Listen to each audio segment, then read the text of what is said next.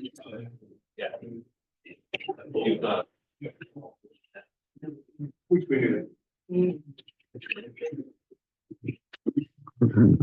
Good evening, everybody. We're going to bring the meeting to order if we could. Everybody want to stand for the Pledge of Allegiance?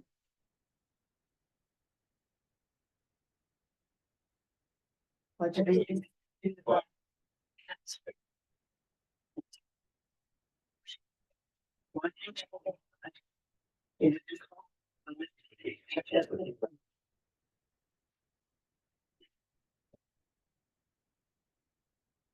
I just want to have a moment of silence for, we lost one of our commission members, Planning Commission, BZA, Dan Justice.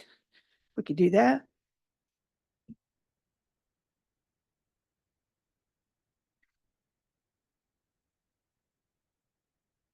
Thank you. Roll call. Adriana, you want to give that a shot? Tanya Davis, Here. Ryan Rummel, Here.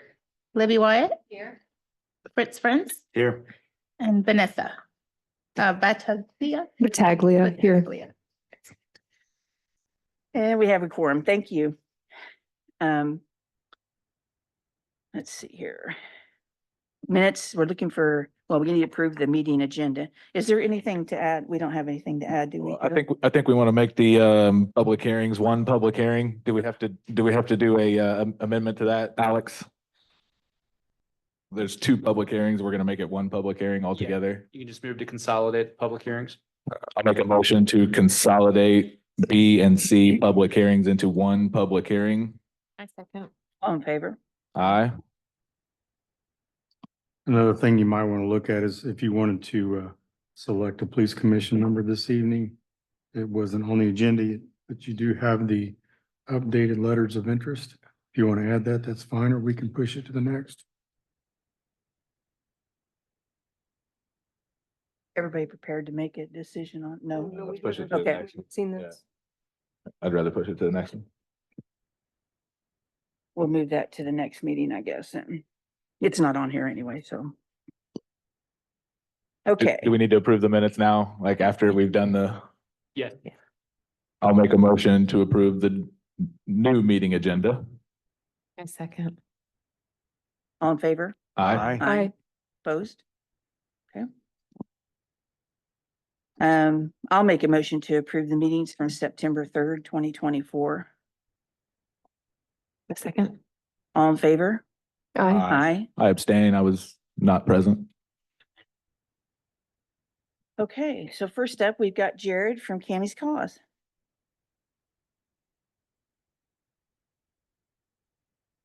Good evening, Good evening. Jared Hiner, 925 Linda Drive.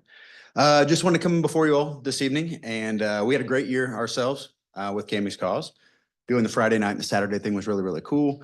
So we had a record-breaking year on our part, but I really wanted to come here just to ask from the town council, did you have any feedback for us as an organization, as an event? Anything that we could do better? Just anything like that. Just kind of open it The up. Friday night thing was great. I think you should make that an annual event. I think so too. I thought it was really cool. I Yeah. think you should do it 3 or 4 times. Yeah. 3 or 4 in a times a year. Well, I I mean, mean, it's easy, right? I mean, it's, Yeah. you guys got the this. Friday night thing was easier, yeah, but Yeah. then the Saturday. I Yeah. got a question about that though. So I had heard afterwards too, though, that excise showed up and was threatening to shut it all down. Fortville PD stepped in, maybe said something. I don't know. I've heard all this secondhand. But so I started looking at it and I didn't see any state laws that prohibit open containers on the sidewalks or streets in the state of Indiana. And I know the town gave their blessing, so I was just kind of confused as to what was happening there. If you I didn't guys- hear anything about it. It's the reason why we need a door. Yeah, that's what I was gonna say. It's gonna depend on where the alcoholic beverages came from. If it's somebody's own, It was a bring it sidewalk from their bar. home or whatever, but if it's a sidewalk, you can't do that.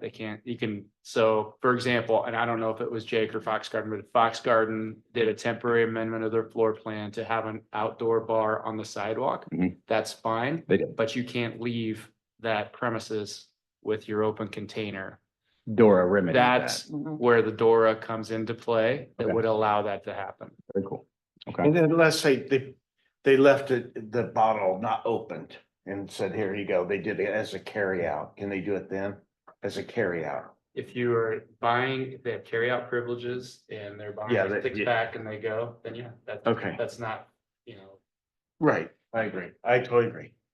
Cool. I'm looking forward for more information about all that. I saw your packet, so I'll read up on that, take the survey, but. And then, yeah, Saturday was just kind of, as planned, just as we had done before. We love the Landmark Park location. We think it gets us a lot more exposure, foot traffic from the community. Not to mention I grew up right there at Leland and Church Street, so my backyard was right there, So it's kind of like being home again.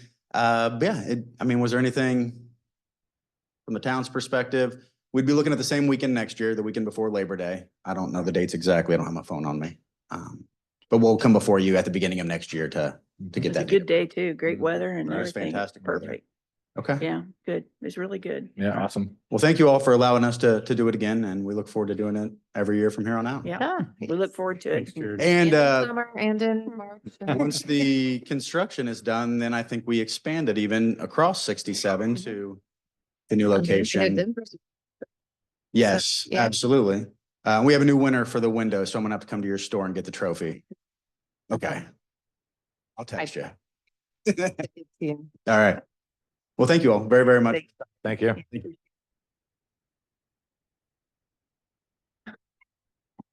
So we have a public hearing to hear presentation of the 2025 budget from Beth. We need to, yeah. I'll make a motion to recess tonight's council meeting. A second. All in favor? Aye. Aye. Opposed? Okay. Okay, so this is, was posted in Gateway for advertising that everyone had access to. But just for those, and just in case they didn't see it, I'm reading it here tonight. Which basically goes over an entire budget and then the levies associated with that. So in our general fund, our budget was estimated for $3,958.51. And our estimated levy for that is $1,635,577. The thing when I presented the budget before, this is new, so I just wanted to point this out.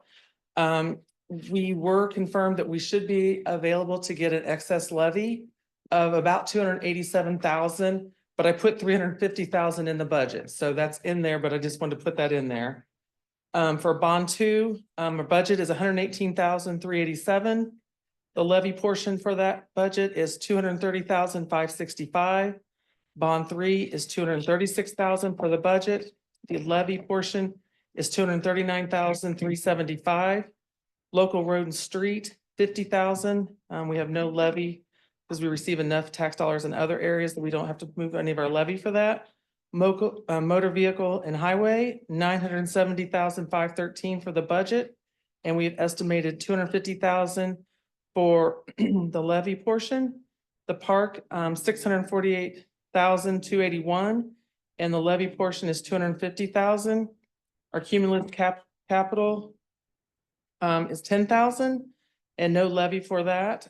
Cumulative capital development, 36,000 for the budget, and the levy portion is 144,636 for a total budget of $6,027,232. And our total maximum levy is $2,750,153. Our civil levy maximum is $1,735,577, and our property tax cap is estimated for $470,000. And then our budget approval meeting will be on October 21st at 6:30. Are there any questions?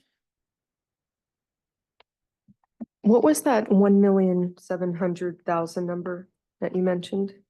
The civil maximum levy, the 1,735,577.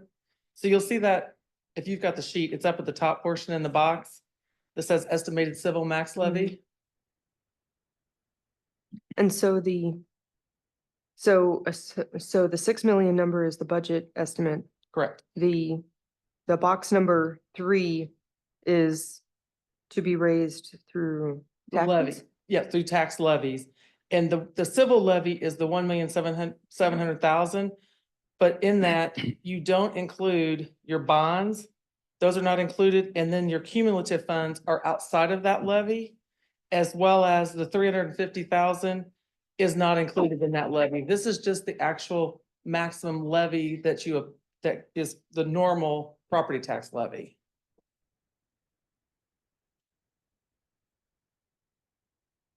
And what, is there a shortfall or is there an overage? I'm not really clear on, there's a 2.7 million number and a 1.7 million number, and there's some other numbers. I Okay, guess so I'm the still debt kind of, is not included in that levy. This is only the portion that is raised for these funds, but there's a lot of other miscellaneous revenue that is received to pay for the difference of this budget.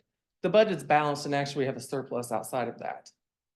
And then included in there, which is not included in that 1.7 because it's excess levy, is the 350,000. And then there's also, we have in there 50,000 for potential annexation, which I don't believe there is any, but you don't want to discount in case there is something that comes about. You don't want to lose out on it. So you always estimate something in there for that. and so what are we being asked to consider specifically? Just all of Nothing, it? I'm just, or- no, I just have to read this because Oh. this is a public hearing for everyone to hear, that this is what we've advertised because I presented it last time. And so this is just basically just letting everyone know this is our levy and this is our total budget. And then the levy that's been allocated, the property tax levy that's been allocated towards this, which is what's been raised for tax dollars. And so levy is taxes, and overall, I guess I'm just curious, are we taking in more taxes than last year or fewer taxes? Yeah, there was a or- 4% increase on the levy for this year For a town of Fortville, for everybody, but for for, the state of Indiana. oh, at the state level. It's adopted in their budget. No, thank you.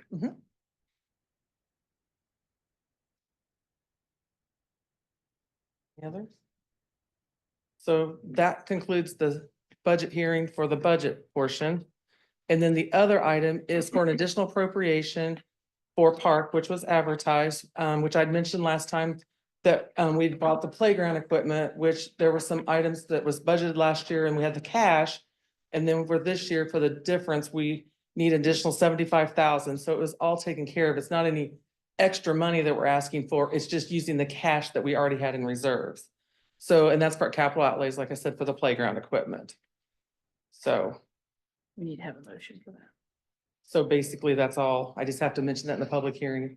And if there's no questions, then you can close it down, then you can go into the approval process. Do we need to make a motion and approve this, the appropriation? As soon as you close You the. gotta close the. Okay. Yeah, close the Okay. public Not during and the then hearing. back up. I'll make a motion to close the public hearing and reopen the council meeting. I second. All in favor? Aye. Aye. Opposed? Then I'll make a motion to approve the additional appropriation for the Parks Department. I second. All in favor? Aye. Aye. I, And then there's a sheet that you should have. I don't know. Do you I got have- Okay, somebody needs, yeah, sign it and then get back to Missy and I'll get it. Yeah, taken we care got of from it. there. Thank you very much. Thank you, Beth. Thanks, Beth.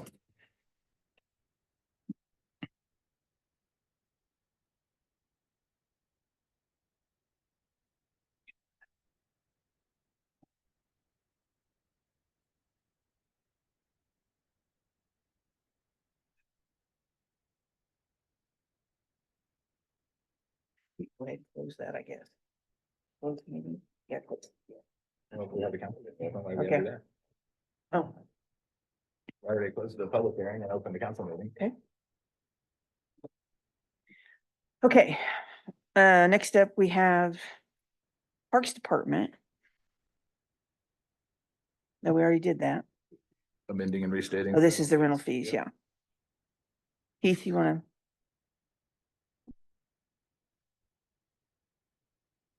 This is amending and restating the rental fees for the town of Fortville. Yeah, Heath Luther, Parks Department, manager.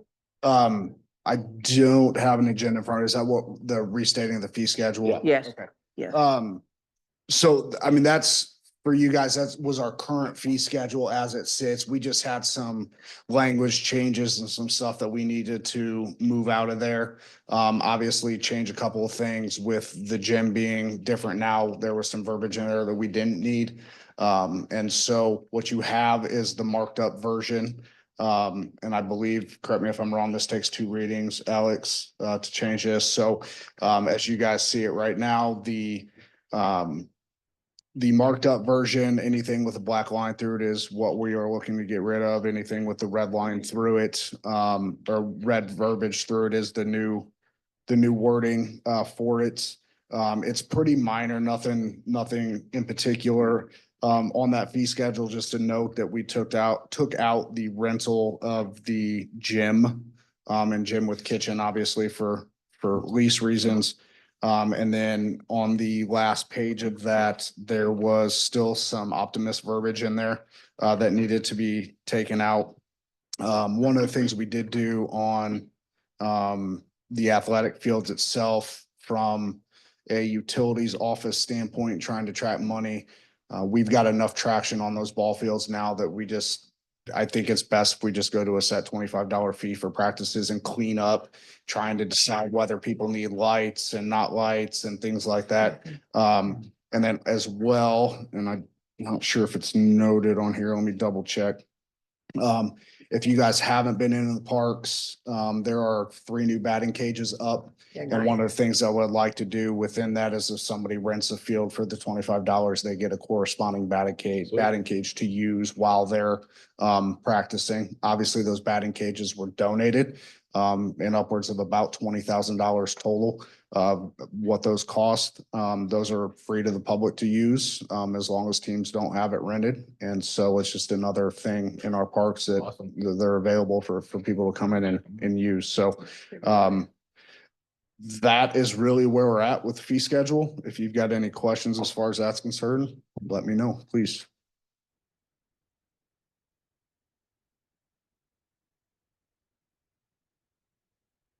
What would be some examples if they needed to have proof of liability insurance?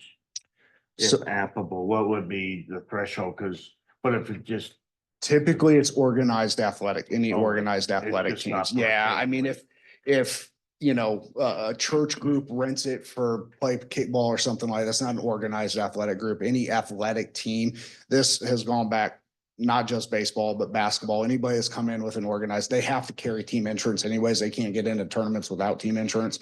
So we ask for a copy of that team insurance anytime that an athletic group uses. I just want to make sure. Yep. Somebody's. Thank you. If you want to make a motion on this one this evening, ordinance number is 2024-9A. Anybody else have any questions? I know. Good. I'll make a motion to approve the first reading of ordinance 2024-9A, amending and restating the rental fees within the town of Fortville. I second. All in favor? Aye. Aye. Opposed? Thank you. You're welcome. Thanks, Steve. And second reading will be at the next meeting, so we have time to look it over. Thank you. Okay, next up, we have Dave Thompson with Water Plant to address water tower maintenance.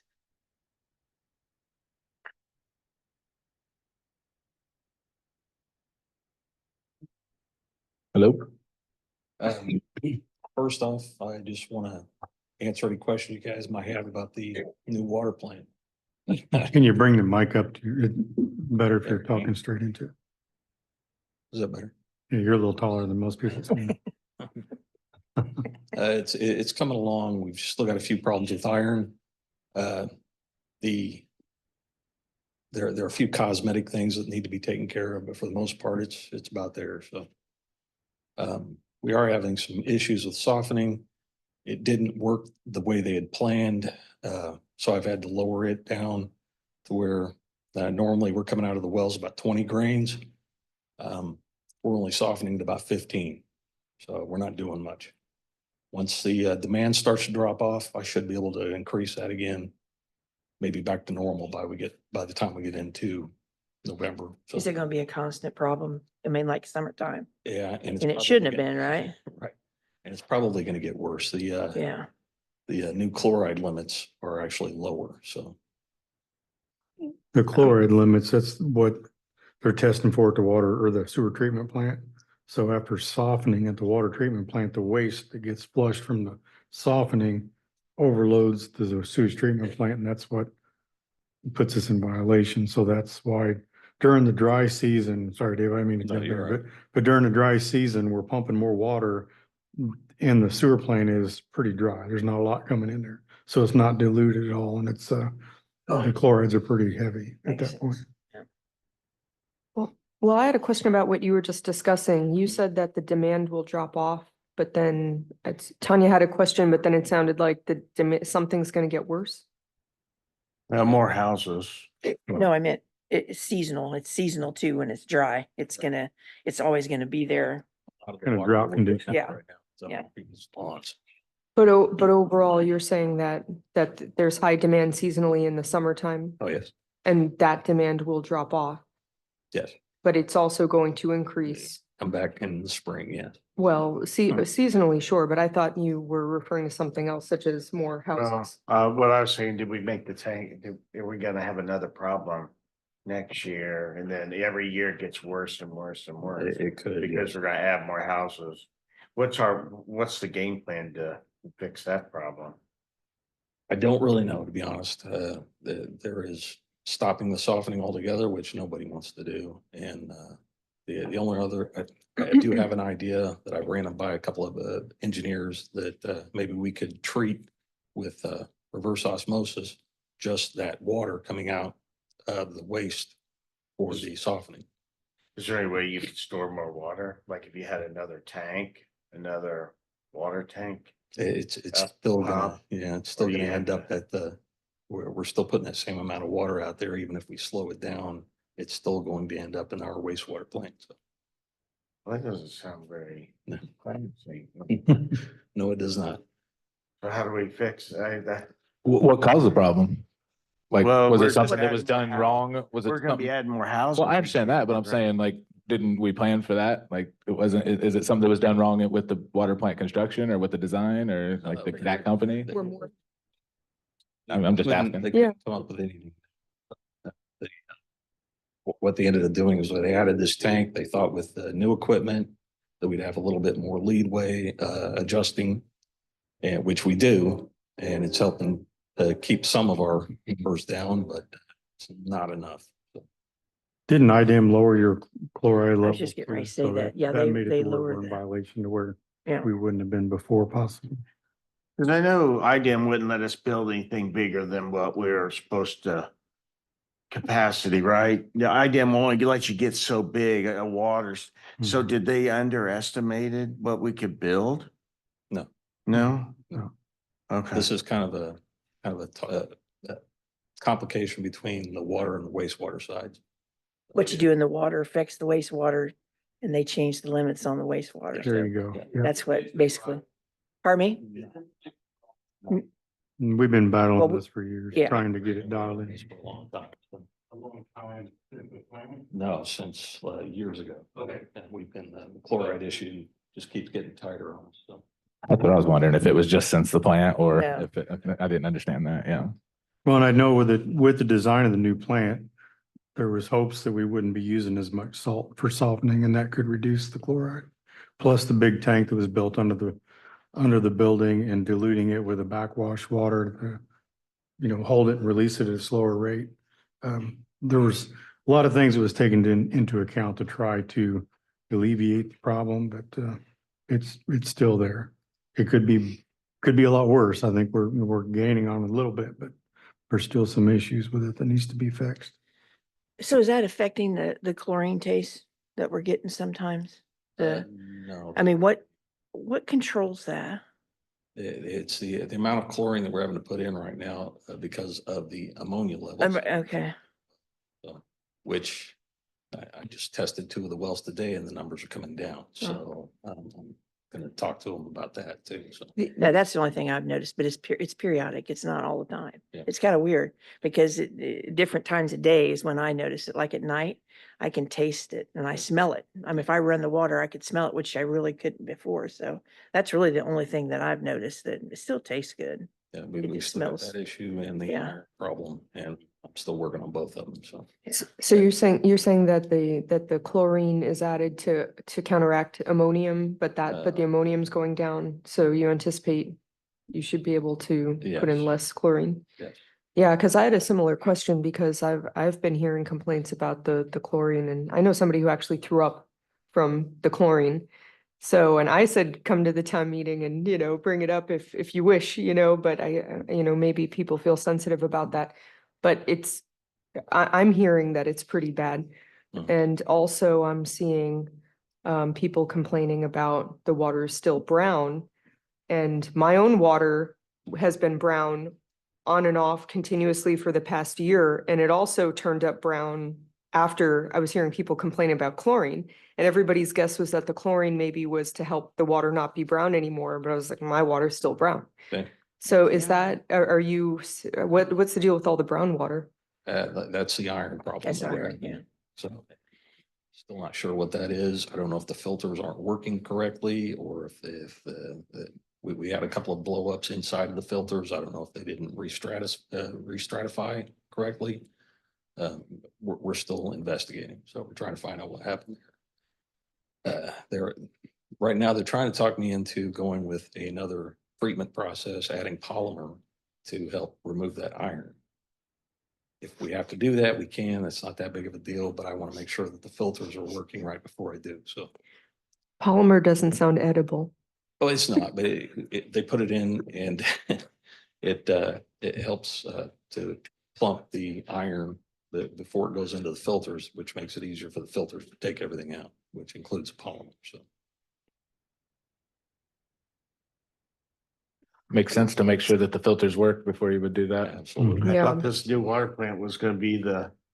Cat pajamas? Yeah. Yeah, And then it was- they kept telling me, oh, it's gonna be so much easier to take care of. So far, it's not, so. Yeah. What is ever? Just got more complicated, didn't it? Well, so, yeah, so there's the iron, and for that, we see about the filters and then maybe polymer, right? And we've got the chlorine problem, which might mitigate if the ammonium levels are going down, and we don't have any control over the ammonium levels, right? That's Correct. coming Yeah, from yeah. the wells. Yeah, the ammonia's, it increased in the wells, and that may have been because of the cleaning process that they went through when they redid all 3 wells. So that may just have been something that happened right there at the beginning, so. And then Hopefully, yeah. we won't have to deal with that. but- And then we've got the demand problem, which goes up and down seasonally, but might keep going up as more houses are built. Yes, which, I mean, that's kind of why we built the new plant, was to handle the demand, but the softening is, Less. we won't be able to do that. Which we were kind of leaning in that direction anyway before, so. That's really the bottom line. We've got less softening. It's more hard. Like you're getting well water, you're getting closer and closer to actual well water that way. Yes. So, you know, And the demand, just to refresh my memory or clarify. So we've identified a couple of causes and effects, and then we also identified demand, and that's a cause, but what's the effect of that? What is the result of too much demand? It's just more water that we have to soften. Other than that, there's really no issue there. Oh, okay, so as we're all talking about, oh, the demand's gonna go up. What's bad about that? Just that would it cost more money to soften it? Yeah. Is that the point? And eventually we'll have to add another filter but we kind of Oh. planned that out anyway. So. As demand rises, the water gets harder, or it costs us more money to fix that? Okay. Yeah. All right. Both. I think to add to what Dave's saying too, when the plant was built, it was designed large enough to handle another filter.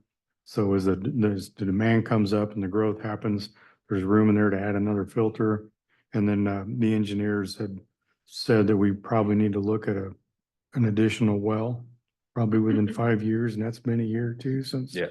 they've said that. So we'll want to start looking at another well at some point. Capacity is not an issue. We have plenty of capacity, so that's not any of the concern. And Dave did state that we built a plant to help with the additional homes and stuff, which that was all taken into account in the design. But for the most part, the water treatment plant that was there was limping. It was an old plant, what, 1965? Is that when? Yeah. Or I don't know if that was when it was originally built or when it was updated. Yeah, it But was it's, originally built in 65, and then yeah. we had a couple of updates since then, and it was past its time. Yeah, way over its life expectancy, so. So what happens if the filters aren't working? Like who's, is that like a warranty issue or, I mean, It's what's it? going to be. I was gonna say, yeah. I wouldn't think you'd have to do something with the filters this soon. Yeah, if it'll be Reynolds or West Tech, Okay. somebody will have to take care of it. And I don't know what it'll involve. They're talking about doing core samples on inside the filter, so. Does your department, just changing topics slightly, does your department produce any water quality testing data that is out there that we can all go look at? Absolutely. Okay. And we did the consumer confidence report every year, which is on our website, so. Okay, so it's somewhere on the Yeah. website. We can all go look it up because I think that would solve a lot of people's questions. Yeah. You know, is it, and it covers like a broad range of all the different types of contaminants or minerals or whatever? Yeah. Okay. And each year we have certain tests we have to do, including back T tests we have to do almost every week, so. Okay, I'll go study that and learn it, and I'll ask more about that next time. We get a water report in the mail every year too, don't we? That's Yeah. the consumer Yeah. confidence report, yeah. Dave, I'm gonna bring up the lead service line inventory here in a little bit. Can you tell us off the top of your head what the lead content is within the water? It's minimal, if anything. Yeah, there's no lead in the water. No lead in the water. Okay. Well, and that's part of the lead and copper testing and stuff that you all get. So. There have been small amounts that have shown up in some of the testing that we've done. We have to do it again next year as well. But that's usually like in certain houses, older homes that have old plumbing in them. So, but even then, we're still under the limit. So we're in compliance now with the wastewater. Everything's good. For the most part, yeah. That was one of the things I just recently talked to Donahue and Associates about, that we have a 6-month probationary period because of the agreed order. And I wanted to know when that started, and I was kind of under the impression it already had. It has not. It's not coming up until right now, where they're planning on November 1st will be the beginning of the 6 months. If we go through that without any issues, then we'll be out of it. Okay, well, that's good. But almost every other part of it's taken care of. Good. Well, thanks for that news, Dave. Another thing, Joe and I have been talking. We kind of been running on a skeleton crew down there for quite some time. Yeah. Got 3 people taking care of both those plants, and between the growth and the increased bureaucracy of it, we're It's not enough. yeah, we're kind of pressed. So Yeah, I'm hoping we can get another guy down there at least. So Yeah. I agree. We talked about trying to get him somebody right after the first of the year. So. Yeah. I think that's It was good. gonna be somebody that we were gonna hire in the street department that's gonna end up going out Yeah. there. So, it seems like we always lose them back here, but It's okay. yeah. I agree, though. We I need know to you need plan. more people. And the main reason I came tonight was to officially recommend that we go with USG Water to contract taking care of our water towers. It'll help with our asset management plan, and I think make it a lot easier for the girls to budget and plan for future. So there's a lot of information in those packets I handed out. If you guys have any questions about any of that tonight, or even in the future, you can just email me. Okay. Call me. I have to read through it. Got it. Yep, Anything else? that's it. Thank you. Thank you. While you're up here, Dave, I was gonna bring up this lead service line inventory, but since Dave's here, he might be able to weigh in on it as well and help me out with this. But this is not a Fortville thing. This is the feds are having all municipal or public water systems go out and do a what they call lead service line inventory. Not that we have any lead. We don't know of any lead that's within our system as far as in the mains or anything. But we have to do an inventory. We've already done a lot of that in-house.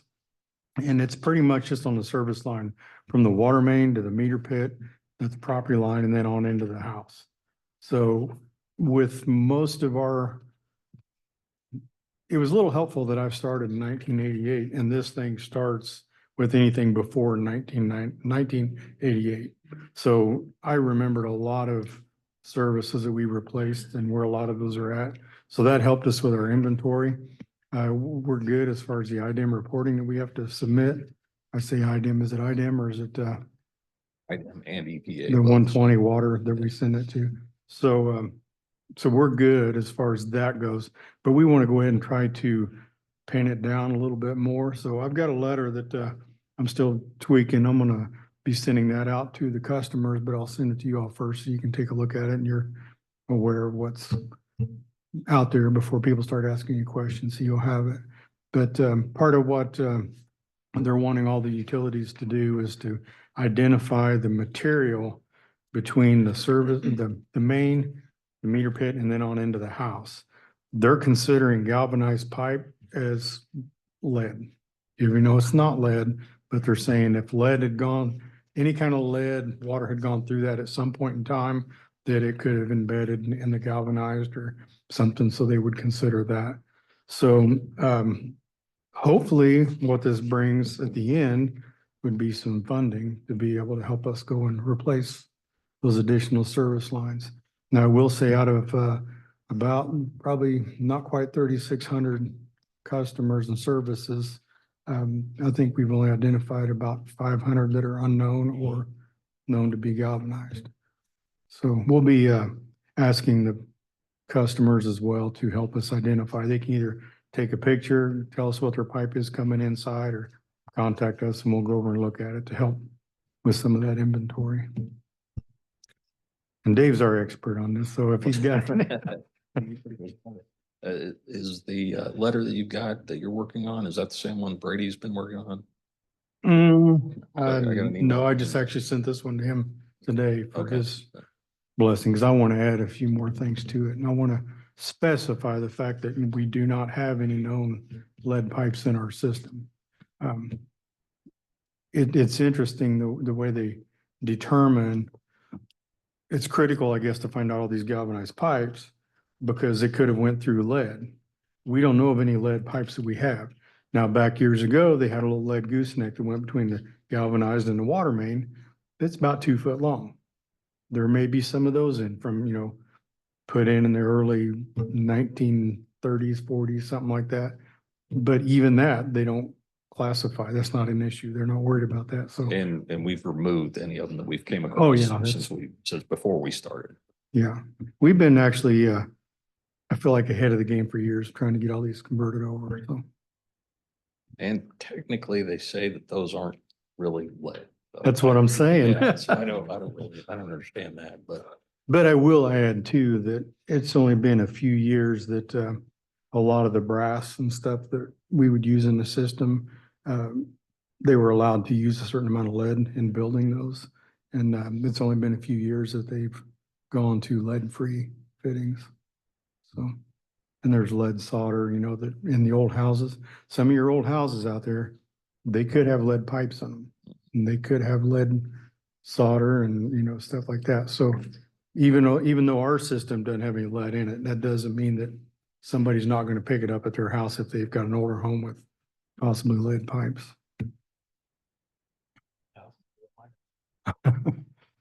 I had lead pipes in my house when I bought it. I Did you? replaced it all with PEX.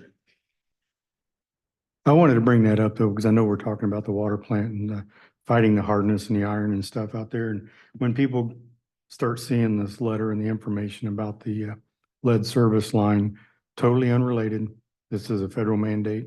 Everybody's doing it. It's just an inventory at this point. Once, I think they've got kind of a process laid out that once we've identified, priced out and everything, I think they'll give us 10 years to replace everything. So it's a few years out. But we're still working on it. We'll try to get to it before the 10 years is up. they're still working on it. Well, the rules keep changing too. They Yeah, that move all doesn't the time. help. Yeah. Thanks, Dave, for sticking around for that. Thanks, Thanks, Dave. Dave. Appreciate it. Thanks, Dave. Okay, we have no old business. So Joe, what do you got for us? First thing I want to do is I want to introduce a couple of our new street utility guys, and sorry we didn't get them up here a little bit sooner, but Patrick Osborne, he started with us back in June. You want to come on up? Unfortunately, we haven't been able to get him here before for this evening, so I wanted to make sure he was able to come and introduce Patrick. him. Hi. So I'm Patrick Osborne. I'm originally from Crown Point, Indiana, Northwest. Yep. And I moved down here with my wife now. Just got married in June after I started. Congrats. So- Congratulations. And yeah, I hired on in middle of June and want to thank you guys for giving me the opportunity. And I look forward to becoming a familiar face around Fortville. Yeah, Glad to have you. Thanks, Patrick. Thank you. Next up, if you remember at the last council meeting, I butchered Tony's last name. So Tony Bueller, he started with us here this last Monday. Welcome. Bueller. I know a lot of the faces in here. I was the commander of the VFW here in town in 2020 and 2021. I've been working for the fire department, take care of building maintenance and ground maintenance for the last year and a half. They're still working on budget things down there. Didn't include me this year, but was able to slide over here and hopefully just continue serving my community here. Love it here. I've been here since 2018 when my wife and I got a house over in Timber Ridge. We're in Windstone now, so I'll never be able to call in with car trouble. No, you won't. And I wore this Michigan shirt tonight because one individual, and that's the one empty seat up. Yeah, thank you. Thank you. Thanks. I didn't know anybody wore Michigan this year.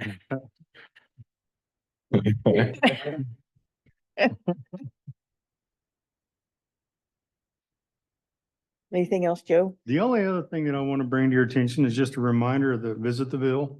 It's the free family concert and street festival this Wednesday, September 18th. The time is from 5:30 to 8:30 p.m. Main Street, downtown Fortville, from Stat Street to Broadway. So please come out and have all your family come out and have a good time. It'll be a great day in Fortville.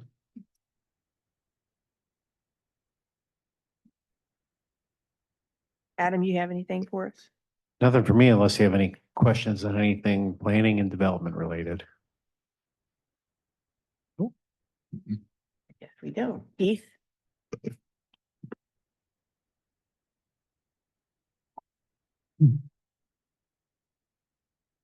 Keith Luther, Parks Manager, again for the record.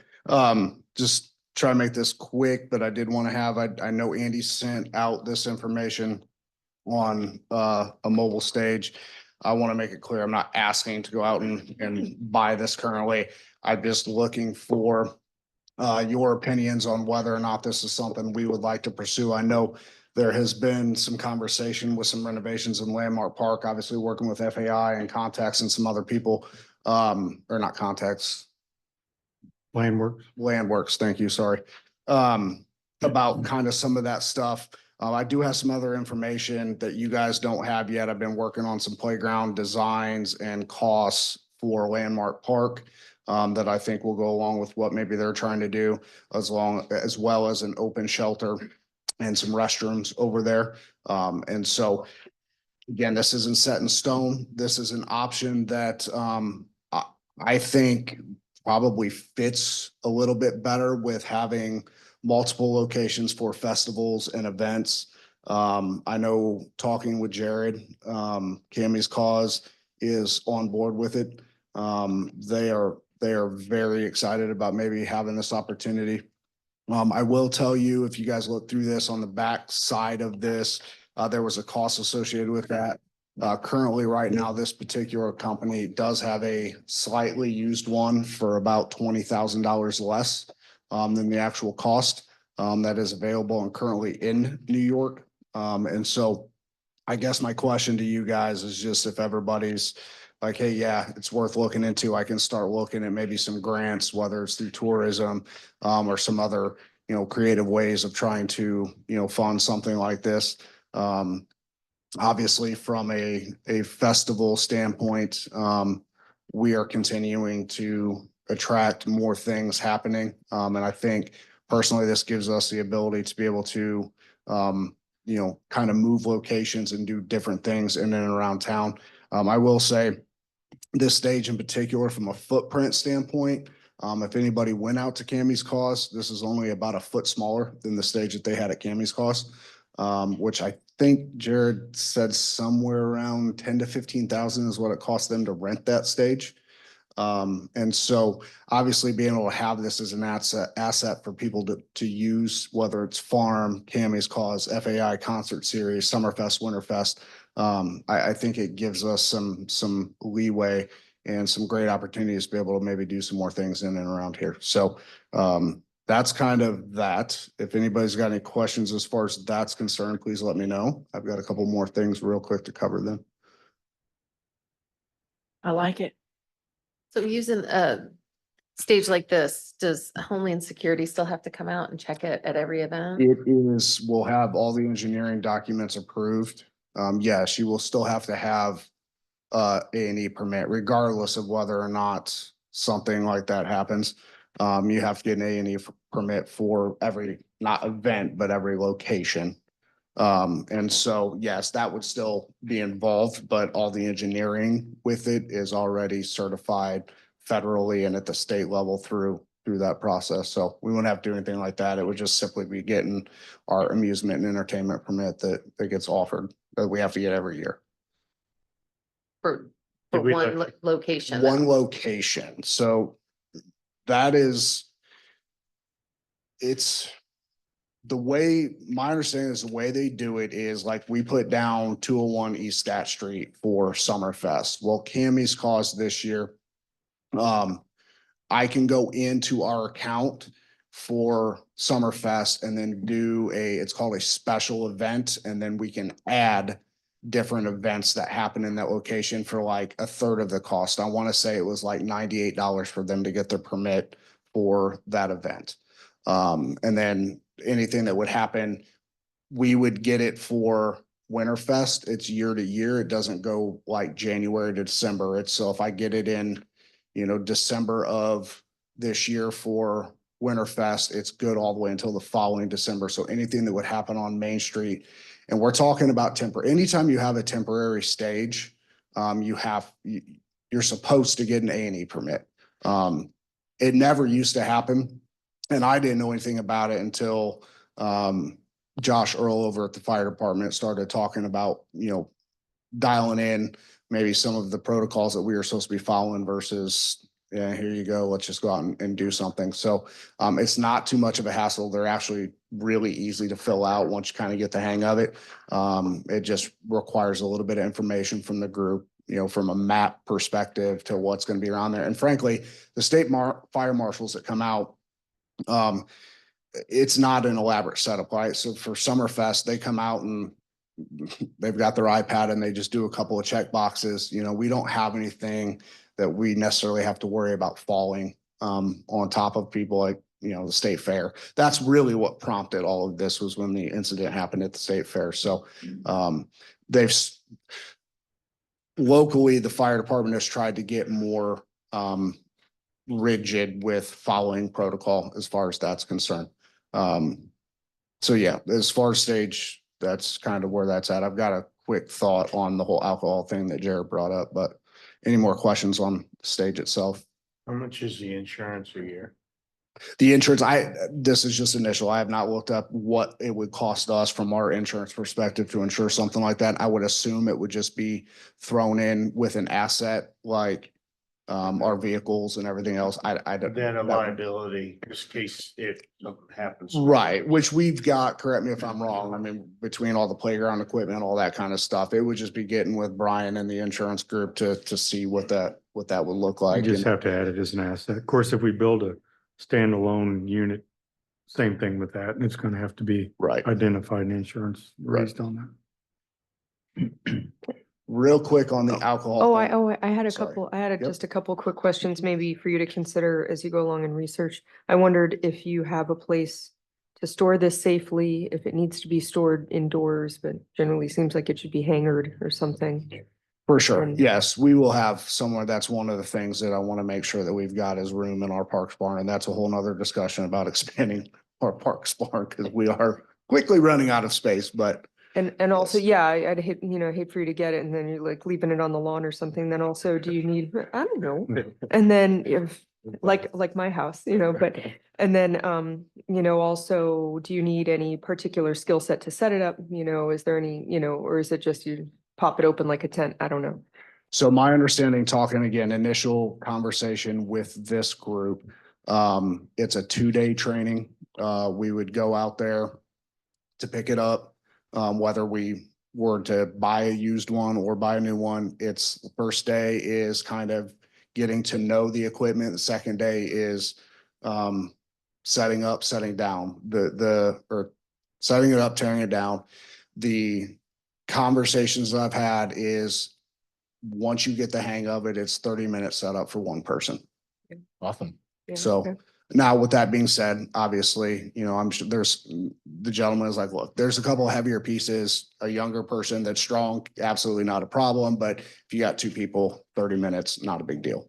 So having that ability to be able to tear up and tear down quickly or set up and tear down quickly, I think comes in handy, particularly for instance, this year with Kammy's Cause, if they wanted to have it out on Main Street on Friday night and then tear it down and put it over in the park for Saturday, it's completely doable. So, again, there's a lot of different avenues that we can take with this. I think that this is, from the town's perspective, a very efficient way to go. And then we can continue to have conversations with, groups like FAI and some others about new playground equipment over there and restrooms, which are in need over there, and then some type of open shelter as well. So, yeah. Yeah, thank you. You're welcome.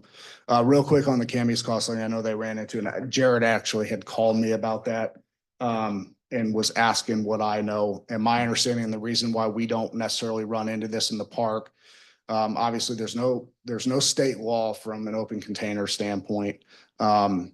If there's differences in permits. So if you get a temporary permit, which we ran into one year, Libby got in her information for Summerfest and grabbed the temporary permit, and the state had cracked down. They didn't want to give more than one temporary permit per location, which is why she was selling taxman stuff over there as well. The way around that we had was, in talking with the ATC, they actually came over to my office and I met with them. Distilleries, artisan distilleries and breweries get like 26 or 28 festival permits a year. And it doesn't have to be contained within a 21 and over area. It can be, you have to have kind of ropes to be able to serve it. But once it's served, the festival permit takes care of being able to do, or having to have like an entire area roped off, which is where Fox Garden can run into problems because they don't qualify for a festival permit because they're not an artisan distiller or a brewer. So that's why at Summerfest, we have Taxman and Moondrops, because they are both considered artisan. They can pull festival permits. And so that's how we kind of get around the having to rope off the entire landmark park area as a contained area for 21 and over, because we would have to have entrances for people to come in. It would be a pain. So the festival permits, which is why you see like at a Brewers Fest and things like that, people can sell and walk around because of those type of permits.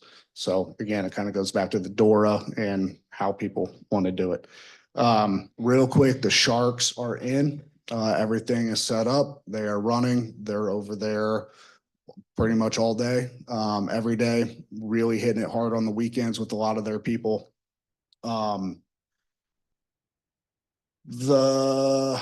of the teams that has the bulk of the rentals out at the fields, shot me an email today. And just so everybody's aware, they've got about 150 volunteers they would like to come in October and paint all of the dugouts and concession stands in the Nice. park.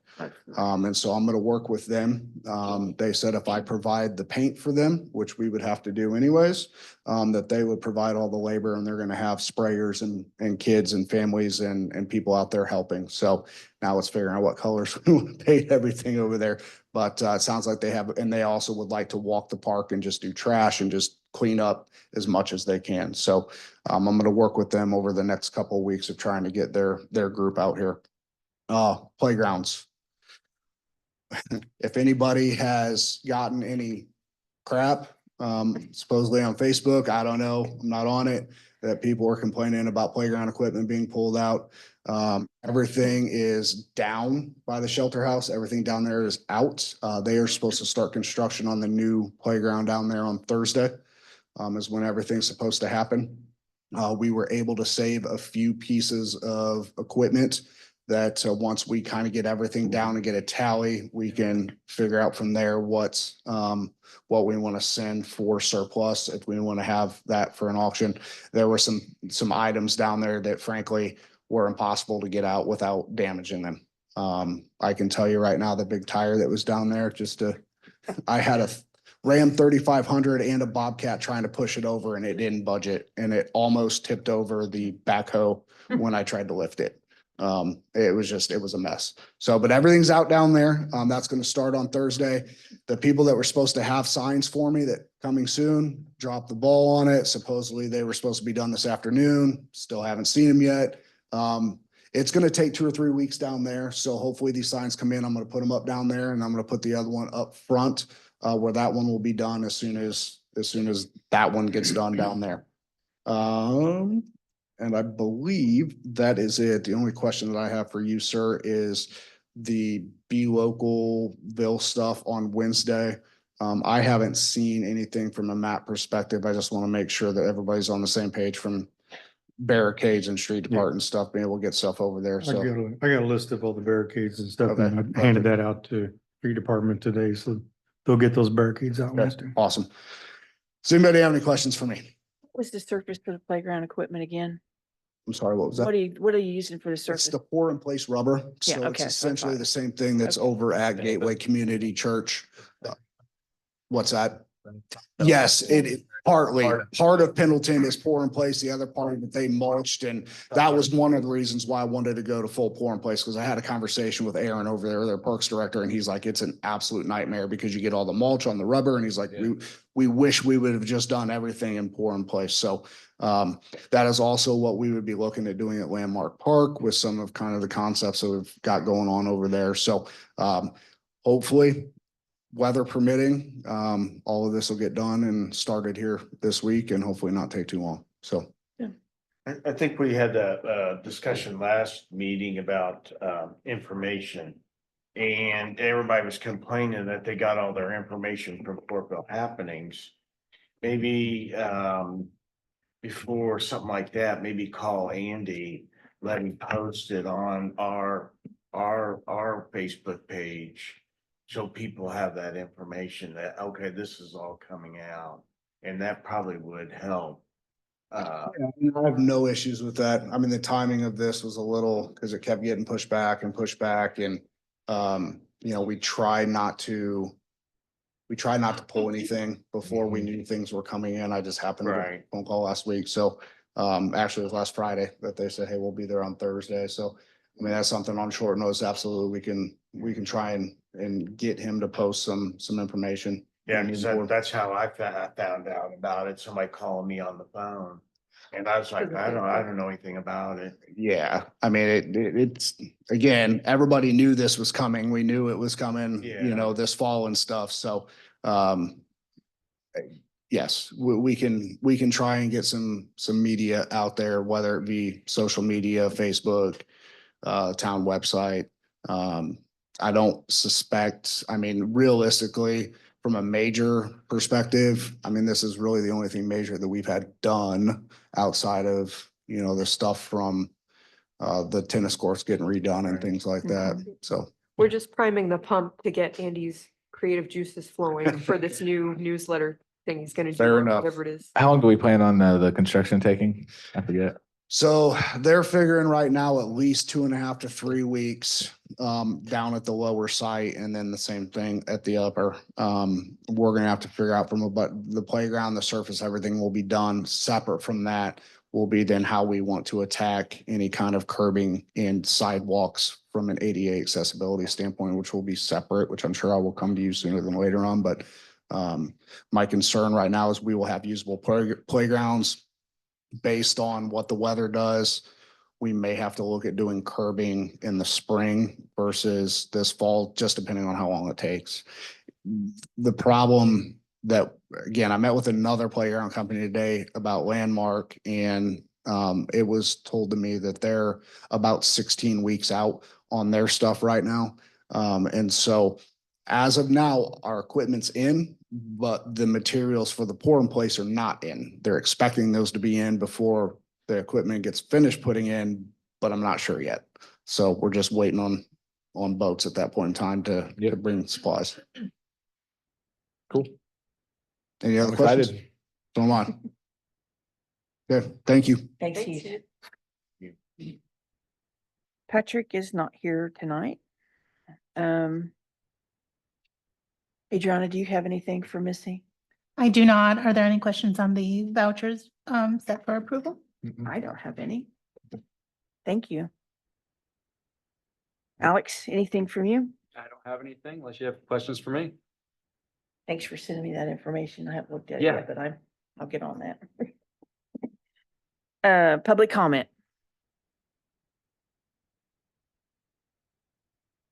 Council comments? Oh, no, nothing. I just want to say I was up in, I travel to people's homes for sales calls, and I was up in Monticello, Indiana 2 days ago. I was telling them, oh, I'm from Fortville. Do you know where that's at? And I wasn't expecting anything. Like, oh yeah, I saw Fortville on Indy Now. And I thought that was kind of cool that they, had never heard of Fortville other than, the Indy Now thing that just happened. So I thought that was kind of funny in Monticello. So cool. But nothing else. That was it. I have nothing. I have a minor update on the China relations front. Senators Braun and Senator Young introduced a bill last week to make all foreign purchasers of agricultural land submit their requests through CFIUS, which is a federal agency run by the Department of Treasury to review foreign purchases and weigh in on whether adversarial countries shouldn't make that purchase. It's kind of tedious sounding, but it's interesting that Senator Braun and Senator Young are doing something that is actually based on that Indiana bill that was passed earlier this year, so that all the other states that didn't pass a similar type of bill will have some level of protection against adversarial countries buying up their agricultural farmland. So that I thought was pretty interesting, kind of promising. You wonder what they're doing over there sometimes, the senators and the congressmen, but this is good. I like it. So I thanks. saw it and I thought of you when I saw that they did that. Okay, I'll take it. Thank you. No comment.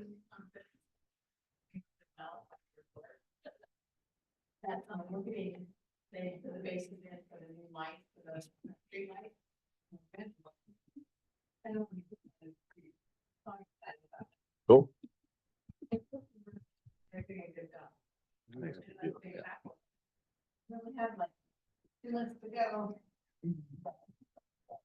Yeah, very true. Okay. He said no. I need a motion to approve and sign vouchers. Make a motion to approve and sign vouchers. I second. All in favor? Aye. Aye. Opposed? I'll make a motion to adjourn at 7:33. Second. All in favor? Aye. Aye. Thank you. Did you guys sign these? Thanks. No.